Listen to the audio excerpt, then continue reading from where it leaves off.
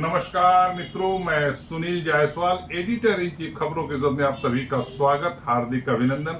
आइए मित्रों, आज हम इस एपिसोड में साहित्य पर चर्चा करने वाले हैं और आज के साहित्यिक चर्चा में हमारे साथ रूबरू हैं डॉक्टर महेंद्र कुमार ठाकुर जी। ठाकुर जी, आपका बहुत बहुत स्वागत।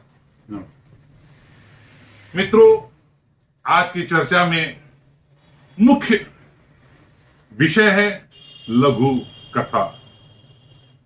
और मित्रों, बताते चलो, डॉक्टर महेंद्र ठाकुर जी लघु कथा पे बहुत ही अच्छा काम किया है। अब तक उनके 3 पुस्तकें आ चुकी हैं और लघु कथा के अलावा व्यंग, कहानी, उपन्यास, कविताओं तक की सृजन इन्होंने किया है। और मित्रों, आज का जो विषय हमने चुना है लघु कथा, कारण है मित्रों, एक बार फिर से लघु कथाओं का ही दौर है। क्योंकि मोबाइल एंड्रॉइड का जमाना है, टीवी शोज के जमाने हैं, समय नहीं है लोगों के पास पढ़ने, कम से कम तो लघु कथा से बेहतर कुछ नहीं हो सकता। मित्रों, ठाकुर साहब से चर्चा करो उससे पहले मैं इनकी परिचय के रूप में इनके 3 पुस्तकें जो मैंने बताया लघु कथा पे आ चुकी है। मैं कहता हूं आखिर देखी ये, और फिर आया 21वीं सदी का महाभारत। और मित्रों, 21वीं सदी अब भी चल रहा है। और मित्रों, हाल ही में इसी वर्ष 2024 में बॉश का डिनर और इसका जो लोकार्पण संभवतः जो कार्यक्रम करने किनके हाथों आपने करवाया था, सुभाष चंद्र और अशोक भाटिया वगैरह बहुत सारे साहित्यकार यहाँ पर उपस्थित थे। उनकी उपस्थिति में बॉश का डिनर। मित्रों, जब बॉश की बात आई है तो मैं इनकी एक और उपन्यास, व्यंग उपन्यास ही कहेंगे उसको, डायरी, डिप्टी कमिश्नर की डायरी, जिस समय ये लिखा था उस समय ये विभाग में थे, डिप्टी कमिश्नर सेल टैक्स, उस दौर में उन्होंने उसे लिखा था। काफी बातें हुई थी, एक तरह से तहलका मचा दिया था इन्होंने पूरे डिपार्टमेंट में। तो आइए मित्रों, लघु कथा की बात शुरू करते हैं। ठाकुर साहब, लघु कथाएं की बात चली है और लघु कथा को लेकर के, तो लघु कथा की पुस्तक पे बात करूं, मेरे बहुत सारे दर्शक हैं, साहित्य के विद्यार्थी भी हैं, कॉलेज वाले भी हैं, यूनिवर्सिटी के भी स्टूडेंट हैं और स्कूल गोइंग वाले जो बच्चे हैं, 10+2 वाले बच्चे भी हैं। और लघु कथा पर तो लघु कथा विन्यास जो है, उसके जो मूल तत्व हैं लघु कथाएं में, वो क्या है विन्यास? देखिए, लघु कथा जो है एक अलग ही विधा है जी, एक अलग ही प्रयास है। और आज जिसको हम लघु कथा कहते हैं जी, वो हमारे पंचतंत्र की कथाओं से, आदिकाल की पौराणिक जो गाथाएं थी, उससे वो निकली हैं। मूल बिंदु उसका वहीं पर है। और वहां से निकल करके वो हमारी पौराणिक कथाएं और पंचतंत्र की कथाएं और बाकी जो बहुत सारी कथाएं वो जाकर के विदेशों में जी, और विदेशों में जा करके उसका एक प्रकार का परिमार्जन हुआ। और वो आज के संदर्भ में और जीवन की छोटी छोटी बातों को लेकर के, एक एक घटना को लेकर के, और अपने नए ही कलेवर संदर्भ में वो विदेशों से घूम करके वापस हिंदी में आई जी। और हिंदी की जो लघु कथा है जी, जिसके प्रवर्तक हिंदी में माधवराव सप्रे की एक टोके भर मिट्टी जी, या पन्नालाल बख्शी जी की झलमला, ऐसी रचनाओं को प्रारंभिक रचनाओं में माना जाता है, पहली रचना माना जाता है। तो यहाँ से फिर परिमार्जित होते हुए बड़े बड़े लेखकों ने हमारे देश के लघु कथाओं पर कलम चलाई और बहुत सफल रहे जी, बहुत अच्छी रचना आई। और 1970 के बाद का जो काल है जी, उसमें लघु कथा हिंदी में बहुत तेजी से बढ़ी है। और एक आंदोलन हुआ, लोक कथा आंदोलन, जी। जिसमें आपके सतीश राज पुष्करणा जी पटना से लगे हुए थे, आपके विक्रम सोनी जी इंदौर से लगे हुए थे, जी। और छत्तीसगढ़ से जगदलपुर में मेरी पोस्टिंग थी सन 82 के आसपास। तो उस समय मैं भी लोक कथा से सीधे सीधे जुड़ गया था और मैंने बड़े बड़े कार्यक्रम करवाए। तो एक 3 प्रमुख केंद्र हो गए थे लोक कथा के, जिस पर लोगों ने लिखना शुरू किया। जी। लघु कथा के बारे में हमने उस समय भी कहा था कि लोक कथा सबसे लोकप्रिय विधा होगी आने वाले समय में, जी। क्योंकि आज समय की कमी लोगों के पास। जी।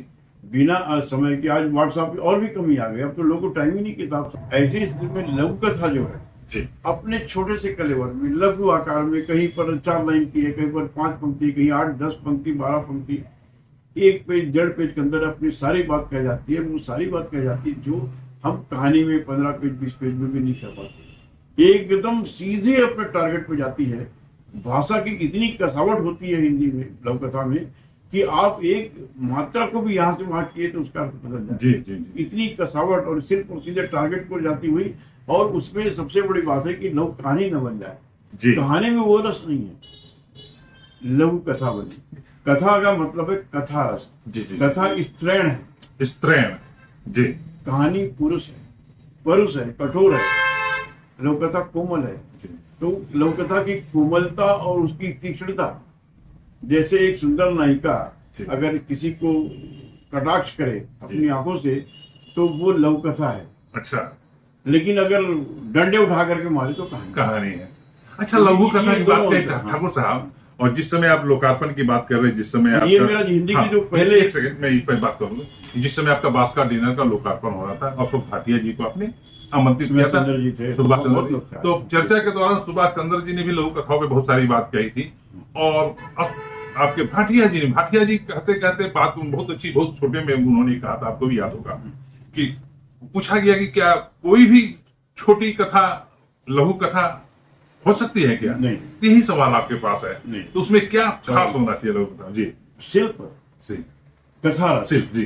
कहन का अंदाज जो, जी। वही लघु कथा को लघु कथा बनाता है। जी, जी, जी। जैसे एक बिहारी का दोहा मुझे याद आ रहा है, अनियारे दीर्घ नयनी, अनियारे दीर्घ नयनी किती न तरुणी समान, अनियारे दीर्घ नयनी किती न तरुणी समान, वह चितवनी और कछु जी बस बहुत सुजान। क्या बात। तो जहां तक बड़े आंखों का सवाल है, तो बहुत सी तरुणियां उसके बराबर हैं, लेकिन उसकी वो चितवन अलग है जो उसको अलग करती है। तो लघु कथा का जो ये अंदाज है, ये जो चितवन है, स्त्रैणता है, जी, जी। और उसकी जो मारने की कटाक्ष तीव्रता है, वो जो है वो लघु कथा है, मूल तत्व है। और उन्हीं का कहा हुआ है, जो लघु कथाओं के अंदर में जो प्रभाव की बात करते हैं, हाँ। तो उन्हीं का कहा हुआ कि सस्तैया के दोहरे और नाविक के तीर देखने में छोटा लाए घाव करे गंभीर, ये भी लघु कथाओं का एक गुण होता है। मैंने हाथ में वास्तव में जो बिहारी का जो दोहे हैं, जी। दोहे जो बिहारी के तो अद्भुत 713 दोहे उन्होंने कुछ लिखे, वो अद्भुत है। रसलीन के थे, रहीम के थे। नहीं, खैर वो दोहे पर नहीं जा रहा। हाँ, तो उसकी जो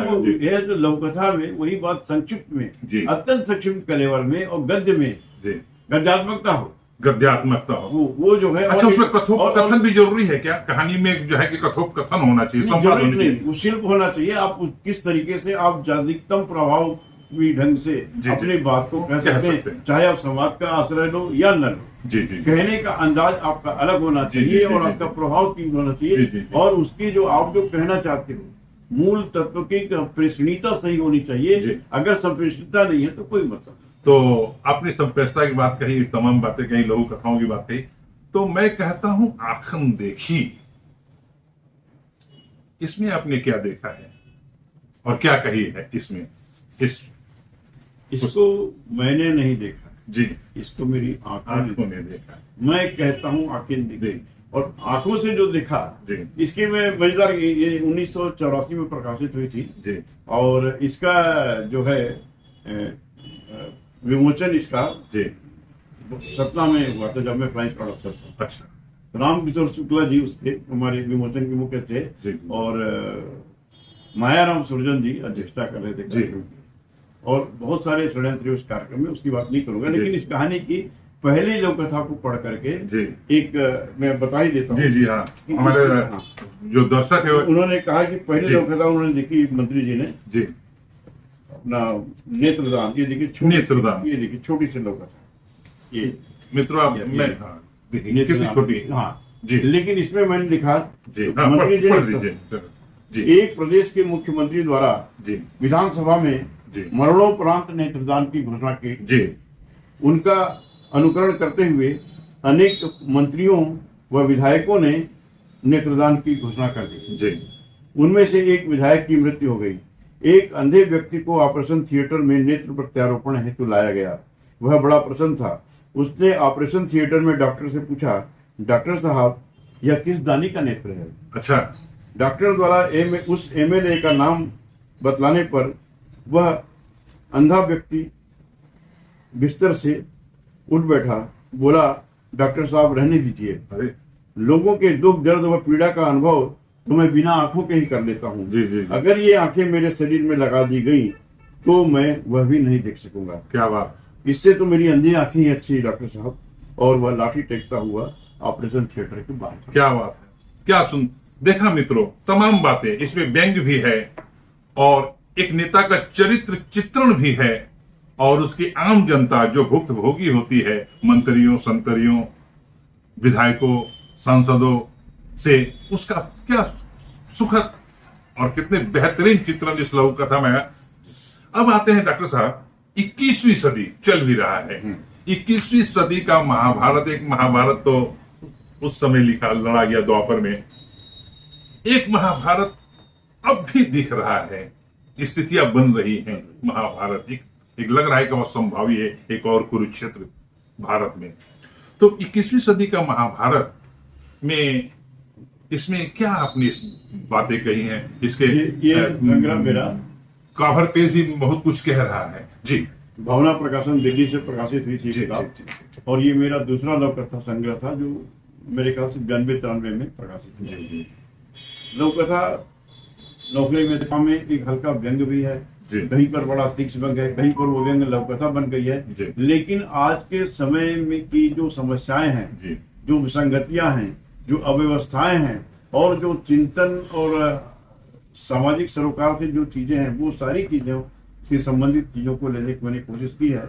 और दूसरा मेरा एक मूल स्वभाव है जी। कि अगर कोई मुझे कह दे कि ये काम हो ही नहीं सकता, अच्छा असंभव है, जी ये संभव नहीं है, जी तो मैं पीछे पड़ जाता हूँ और ईश्वर की कृपा से मैं वो काम कर जाता कर ही डाल हूँ। मेरे लेखन की सबसे बड़ी प्रेरणा यही है कि मैं समीक्षाएं पढ़ता हूँ, आलोचना पढ़ता हूँ और बहुत सारे महाभारत हो रहे हर क्षेत्र में, जी। चाहे हमारे पूरे सिस्टम में, चाहे वो प्रशासन का जी, क्षेत्र जी, हो, जी, चाहे जी। न्यायालय का क्षेत्र हो, चाहे वो पुलिस विभाग की व्यवस्था हो, चाहे संस्कृति विभाग हो, जी, जी, जी। मैंने जितने भी समस्या विभाग जी, जी, जी। है सिस्टम में, टैक्सेशन डिपार्टमेंट हो, तो हर जगह जो एक महाभारत युद्ध चल रहा है जी, जी। उसी का चित्रण है अधिकांश कथाओं में, इसलिए मैंने इसका नाम महाभारत रखा। जी, जी, और ये 21वीं डॉक्टर सदी में डॉक्टर लिखा साहब- गया था, इसलिए 21वीं सदी का महाभारत रखा कि आने वाले समय जी, जी, में जी। ये महाभारत 20वीं सदी में आपने 21वीं सदी की कल्पना कर ली थी ऐसा महाभारत। होगा जी आज भी। और मित्रों मैं बताते चलूं, 21वीं सदी का महाभारत में कुल करीब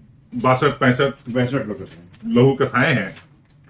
और मित्रों इनके शीर्षक आप सुनेंगे तो आप बाध्य हो जाएंगे इनको पढ़ने के लिए। शुरुआती होता है संस्कार, आजादी, मातृत्व, गैस पीड़ित भोपाल का चित्रण जो देख सकते हैं, भस्मासुर एवं नाग समझ सकते हैं कि इशारा किधर होगा, सरकारी आदमी समझ सकते हैं। ये तमाम व्यंग भी है लघु कथाओं के साथ, कूटनीति, मुक्ति प्रमाण पत्र। आप प्रमाण पत्र के लिए आप उस जमाने में, आज तो खैर डिजिटलाइज हो गया डॉक्टर साहब, और उस जमाने में जब वो फाइलों का चक्कर और बाबुओं का चक्कर नगर निगम से लेकर जो होता था, कानून सूंड की तलाश, इस तरह। अच्छा, अथ द्रोणाचार्य, भारत भूमि कथा। तो मित्रों बहुत सारी इसमें सच में इन तमाम जो कथाएं इन्होंने लघु कथा के रूप में कही है, ये समय में समय की दास्तावेज है।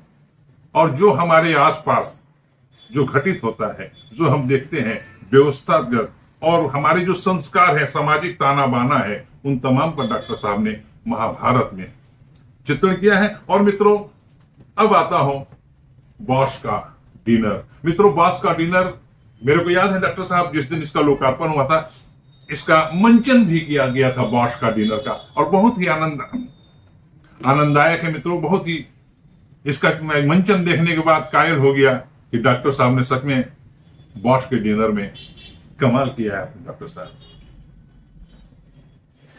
तो वही डॉक्टर साहब, अब मैं आता हूं, बाकी हमारे जो पाठक हैं, दर्शक हैं, पुस्तक प्रेमी हैं, साहित्य प्रेमी, स्कूल कॉलेज वाले जो बच्चे हैं, इसे जरूर पढ़ेंगे। जहां अवेलेबल हो गए, अमेजन वगैरह में बहुत सारे बुक स्टॉलों में भी अवेलेबल है। डॉक्टर साहब, मैं आता हूं कि आप तो व्यंग लिखा आपने, कविताएं लिखी, उपन्यास भी लिखे, लघु कथा, इन तमाम विधाओं में लघु कथा लिखने में आपको कितनी आसानी, या सच में लघु कथा लिखना कहानी और उपन्यास लिखने से कहीं ज्यादा कठिन है? सबसे कठिन विधाओं में सबसे कठिन। लघु- मैं हर विधा में लिखता हूँ, लेकिन लघु कथा सबसे ज्यादा ताकतवर, सबसे शक्तिशाली, सबसे तीव्रता से प्रभावित करने वाली, तीव्रता से आनंद देने वाली तो विधा है ही, लेकिन सबसे कठिन है ना? कम से कम शब्दों में अधिक से अधिक दुनिया को समेट लेना। निकालते थे, और अभी आपकी लघु कथाएं बहुत सारी जगह छप रही है ना, ऑनलाइन भी, है ना, बहुत सारे पत्र पत्रिकाओं में भी अभी छपना जारी है। डॉक्टर साहब, आपने जब चर्चा की शुरुआत हुई थी, कई सारे लघु कथाकारों के आपने नाम लिए।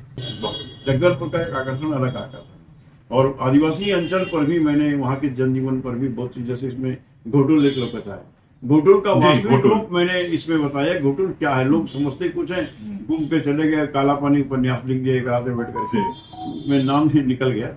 तो लेकिन आदिवासियों को समझना, उनके मन की बात को समझना उनका आसान नहीं है। जब तक आप उनके बीच में उनके अपने बन करके, उनके अपने हो करके जब आप रहेंगे, तब आप उनको ही वास्तविकता आएगी। और इसमें एक घोटुल क्या होता था कि दिखाने, कोई भी अधिकारी आ रहा है, बस्तर दर्शन जगह देखने की जगह है, घुमकड़ है, घोटुल बड़ा, चलो घोटुल दिखाओ। अरे घोटुल दिखाने की चीज नहीं है भैया। एक उनका पवित्र मंदिर है और वहां पर प्रायोजित किया जाता था। और एक घटना हुई, सही घटना है, कि एक आदिवासी युवती रही और एक बाहर के पर्यावरण गए थे, वहां पर घोटुल में रात बिताया उनने, बाद में प्रेग्नेंट हो गई, उसने आत्महत्या कर दी। नहीं जाना है मित्रों, बताते चलो, जैसा कि डॉक्टर साहब ने भी आपको कहा घोटुल, और घोटुल में बात कहा जिसको लेकर ये बदनाम किया गया घोटुल को। मित्रों, घोटुल एक परंपरा है, आदिवासियों के संस्कार वाली सांस्कृतिक परंपरा है। मित्रों, इस परंपरा घोटुल के माध्यम से आदिवासी अपने आने वाली पीढ़ियों को, जो हम पारिवारिक जो जीवन होता है, पति पत्नी के जो लाइफ होते हैं, हमारे जो संततियां आती हैं, उसके जो आपस में जो संबंध हैं, उसकी पवित्रता के साथ घोटुल में उसी की शिक्षा दी जाती है ना डॉक्टर साहब? मैं उसी पवित्रता की बात करता हूँ। उसने, महिला ने आत्महत्या कर ली। आत्महत्या इसलिए नहीं की कि प्रेग्नेंट हो गई थी। जी जी जी। आत्महत्या इसलिए कि घोटुल जैसे पवित्र मंदिर का अपमान हुआ था। इस सदमे में उसने आत्महत्या की। बहुत ही तरह तक मुझे हिला दिया उस घटना ने। तो ऐसी ही घटनाएं वहाँ आदिवासी जीवन की भी, अंचल की बहुत सारी लोग कथाएं इसमें। तो मैं फिर वहीं आ रहा हूँ कि आपने जब बात शुरुआत हुई थी, बहुत सारे आपने राइटरों के, तो अभी वर्तमान में हम बात करें, छत्तीसगढ़ में तो आप नो डाउट बहुत ही अच्छा लिख रहे हैं। आपके अलावा यहाँ पर राजशेखर चौबे हैं और भी कई सारे नाम हैं। अब उन नामों के फहरिस्त तो मैं गिनाने नहीं जा रहा हूँ। राजशेखर चौबे तो व्यंगकार है, व्यंगकार है, एक दो लोककथा की बहुत सेलेक्टेड, बहुत अच्छी लोककथा, परिचक्ता उनकी लोककथा याद आ रही, परिचय बहुत अच्छी लोककथा है। वो व्यंग के रूप में लिखा था, लेकिन मैंने कहा ये लोककथा पहले है, व्यंग बाद। तो अभी भारत के संदर्भ में बात करें तो लघु कथा के क्षेत्र में आपके लिए अगर प्रेरणा के स्रोत की बात करें, जिनसे आपको प्रेरित हुए हैं, तो किनका नाम लेना चाहेंगे? अभी की प्रारंभ में जहां से भी आपको लघु कथा, जब मैंने शुरुआत की थी तो रामेश्वर शुक्लांचल जी से मेरे अत्यंत अंतरंग घनिष्ठ संबंध थे जी। उनसे मेरी काफी चर्चा होती थी, उनकी विद्वता स्मरण से प्रभावित किया था जी। और उनको मैंने चीफ गेस्ट बनाया, कई जगह प्रेमचंद समारोह में बिलास में बुलवाया था, वो तो अलग चीज है। लेकिन आज की तारीख में फिर लोककथा से कट गया था। 15-20 साल तक मैं व्यंग में आ गया और फिर व्यंग उपन्यास की ओर आ गया। और व्यंग उपन्यास से मुझे लगा कि डिप्टी कमिश्नर डायरी ने मुझे इतना ईश्वर की कृपा दी, मैं और सुभाष चंद्र जी ने कहा था कि ऐसा कथानक वे साहित्य में दुर्लभ है। और एक नौकरी में रहते हुए लिखना, जहाँ एक लाइन लोग नहीं लिख सकते, पूरी किताब थी। तो उसके बाद मैंने एक लॉकडाउन के लव स्टोरी व्यंग उपन्यास लिखा, तो उसमें देखा छोटी छोटी लोककथाएं बीच बीच में आते रहे। बनी है। और मैं सोच रहा हूँ आप लोग ये करूँ कि लघु कथा की शैली में एक उपन्यास हो, बहुत बढ़िया। कि हर लघु कथा एक अलग है हाँ, और इंटरलिंक और पूरे का पूरा उपन्यास हो जाए। और डॉक्टर साहब, मैं बात कर रहा था, तो अभी की बात करें 20वीं सदी और 21वीं सदी में, आप अभी भारत में लघु कथा के क्षेत्र में कौन सबसे राइटर है जो सबसे ज्यादा प्रभावित कर रहा है? देखिए, ये ऐसा आप नहीं कर सकते कौन समझे। कुछ ऐसे हर होते हैं रचनाकार की कुछ रचना बहुत श्रेष्ठ होती है, वो आदमी का वर्क करती है। जैसे गुलेरी जी ने 3 कहानी लिखी। उसने कहा था सुखमय जीवन और बुद्धू का कांटा, लेकिन उसने कहा था अकेले पूरे साहित्य पर भारी पर। तो फिर भी एक नाम हमारे जो हमारे, मैं किसी का नाम लूंगा तो विवाद हो जाएगा। नहीं, सबसे श्रेष्ठ है, लेकिन प्रभावित जैसे अशोक भाटिया जी की लोग कथाएं, कमल चोपड़ा की है, अपने क्या पहले सब एक से एक लोग थे। अभी मैं ज्यादा नहीं लूंगा, अभी आंदोलन चल रहा है यहाँ लघु कथा को स्थापित करने का नहीं, लघु कथा को माध्यम से अपने आप को स्थापित करने का चल रहा है इस समय। जी। लघु कथा नहीं चल रही, लोग नाटककार हैं, उनको लघु कथा का ऐसे लोग लघु कथा के बड़े महारथी बन गए हैं जिनको लघु कथा की तमीज तक नहीं, मैं इनके पास भाषा है, मैं नाम नहीं लेना चाहूंगा। और हर जगह सम्मानित और पुरस्कृत भी हो रहे हैं, पूरा तो गेम चल रहा है। खैर वो तो लेकिन अभी भी कहूंगा सुभाष चंद्र जी की भी बहुत अच्छी लोक कथाएं कुछ है, आपकी भाटिया जी की है ही, अपने ओम प्रकाश कश्यप की थी, जगदीश कश्यप, ये तो रहे नहीं, लेकिन बड़े बड़े विजयदान देथा की लोक कथाएं, जिनको लोग लोक कथाकार नहीं आते, लेकिन मैंने उनकी एक किताबड़ी में कही तो सारा का सारा लघु कथा है और श्रेष्ठ लघु कथा है विजयदान देथा की। ऐसे बहुत से लेखक आए हैं। शंकर पूर्णदाम्बेकर जी बड़ा नाम था अपने समय में और बड़ा काम किया उन्होंने, और मेरी किताब की भूमिका उन्होंने लिखी थी। और बहुत टफ आदमी थे, मतलब रिजिड, कोई मुरब्बत नहीं किसी के साथ में, केवल लघु कथा के प्रति उनका समर्पण था और मेरे के प्रति। अच्छा डॉक्टर साहब, वैसे तो परसाई जी की भी लघु कथा है वैसे तो कोई भी विधा है गॉड गिफ्टेड होता है, कविता कहना, उपन्यासकार बनना, कहानीकार बनना, लेकिन एक तो एक पैरामीटर होता है तमाम का, एक व्याकरण होता है। तो हमारे जो दर्शक हैं बहुत सारे, इसमें लोग चाहते हो कि मैं भी लघु कथा लिखूं, तो लघु कथा अगर कोई लिखना चाहे बहुत अच्छा, तो उसका जो विन्यास होता है, उसके जो मापनी होती है, उसका एक बना हुआ है, उसका व्याकरण, आम भाषा में कहने व्याकरण। तो लघु कथा कैसे लिखा जा सकता है, उसमें क्या क्या तत्व होने चाहिए? देखिए, लघु कथा या कविता का बीज तो प्रत्येक व्यक्ति के हृदय में होता है, जिसमें थोड़ी भी संवेदना। जी।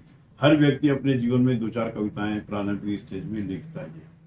अगर लघु कथा और लिखने की बात है तो मैं समझता हूं कि लेखक को कुछ लिखने के पहले अगर वो 1 पेज लिखता है तो उसको इस विधा का कम से कम 1000 पेज पढ़ना चाहिए। अगर वो 1000 लघु कथाएं पढ़ेगा, उसमें अगर 25-50 लघु कथाएं भी श्रेष्ठ मिल गई तो उससे उसको तेवर, उसका सिर्फ उसका अंदाज समझ आ जाएगा। उसके बाद वो लिखे, उसके बाद उसको खुद टटोले कि उसमें कितना सही है, क्या होना चाहिए। उसके बाद कुछ अच्छे जानकार लोग जिस पर उनका विश्वास है, जो सही गाइड कर सकते हैं, उनको दिखाए। एक उर्दू में जैसे उस्ताद की परंपरा है, ऐसे यहाँ भी, लेकिन यहाँ हर आदमी उस्ताद बन जाएगा, इसलिए अभी स्थिति माहौल नहीं है। डॉक्टर साहब, एक बात याद आ रहा है, इसी बॉस के डिनर के लोकार्पण के समय में बात आई कि हम जब लिखें तो फाइनल छपने के लिए भेजने चाहे लोगों को पहुंचाने के लिए, उसको रीराइट करना और उसे बार बार पढ़ना, ये कितना जरूरी है? देखिए साहब, बहुत जरूरी है, बहुत जरूरी है, लेकिन सवाल ये लिखने वाला कौन है, उसके पास कितना समय जी। मैंने व्यक्तिगत रूप से ये गलत बात है, ये निंदनीय है जी। मैं भर्त्सना करते हुए मैं अपने बारे में कह रहा हूं कि ऐसा किसी लेखक को इतना निंदनीय कृत्य नहीं करना चाहिए। जैसे मैंने डिप्टी कमिश्नर लगी, कोई भी रचना मैंने लिखी, मैंने कभी उसको पढ़ के दिखाने, ये तो आपसे मैंने टाइप करने में दिया नहीं, यह तो आपकी विशेषता है, विशेष माँ का कितना है, लेकिन हमारे सब आपकी तरह नहीं होगा। मेरे को मेरा ही लिखा पढ़ते नहीं होना, नहीं, हमको ये पढ़ना चाहिए। नहीं, मैं अपने लिखे को नहीं पढ़ पाया, वो अलग बात है। लेकिन उसके बाद क्या हुआ, जब वो टाइप हो गया, मेरे मित्र है उन्होंने टाइप किया और पूरा टाइप हो गया, मुझे उसको 2-4 पेज पढ़ा, मुझे लगा टाइपिंग सही है, मुझे पूरा पढ़ने का भी समय नहीं मिला, मैंने वैसे ही छपने भेज दिया। और किताब छप के आ गई। जब 10 साल बाद उसको मैंने पढ़ा है, भाई क्या लिख दिया था, जो इतनी चर्चा हो रही, तो लगा यार मैं पागल था, अगर ये मैं एक बार भी देख लेता शायद छपड़ नहीं देती। तो मित्रों ये तो ये लोग आज के लिए इसमें भी 4 बार पढ़िए, एडिट कीजिए। आज के लिए इतना है, लेकिन मित्रों ये आप इसे की नोट की तरह जरूर रखें। कुछ भी लिखे, कुछ भी पढ़े, करें, खूब पढ़े। उससे पहले पढ़ें फिर लिखे, और जैसा इन्होंने कहा। छोटा आकार हो, कथा शिल्प हो, कथा रस हो, उसमें कोमलता हो, तीक्ष्णता हो, प्रहार हो, शब्द विन्यास पर बहुत ध्यान दें, और आप जो कथ्य कहना चाहते हैं उसकी संप्रेषणीयता हो जी। और वो तभी आएगी जब आप भीतर तक उस घटना से जब तक प्रभावित नहीं होंगे, अपने आप को समृद्धता का स्तर नहीं आ सकता। और मित्रों लिखने के बाद उसे और भाषा भी बहुत बोलचाल सरल भाषा है। सरल भाषा, बिल्कुल। लोग जिस भाषा को समझ सके, क्योंकि हिंदी को बहुत बदनाम किया कठिन करके, हाँ जी जी, कठिन करके जी। जबकि वास्तव में हिंदी से सरल और संस्कृत से अच्छी कोई भाषा नहीं है दुनिया में। लेकिन अब क्या करोगे, तो धन्यवाद डॉक्टर साहब। एजेंडा है। मित्रों बात आप तक पहुंच चुकी है लघु कथा के संबंध में, और डॉक्टर आने वाले दिनों में हम डॉक्टर साहब को लघु कथा सम्राट कहने का इंतजार कर रहे हैं कि मैं तो मान चुका हूं इनकी कथाओं को पढ़ने के बाद, है ना। लोग आप भी हमारी जब किताब पढ़ेंगे से पढ़ें, उससे प्रेरणा लें, जीवन को बदलें, सुधारें, वो हमारा असली है। बाकी हमें कोई सम्राट नहीं। जी डॉक्टर साहब बहुत बहुत धन्यवाद।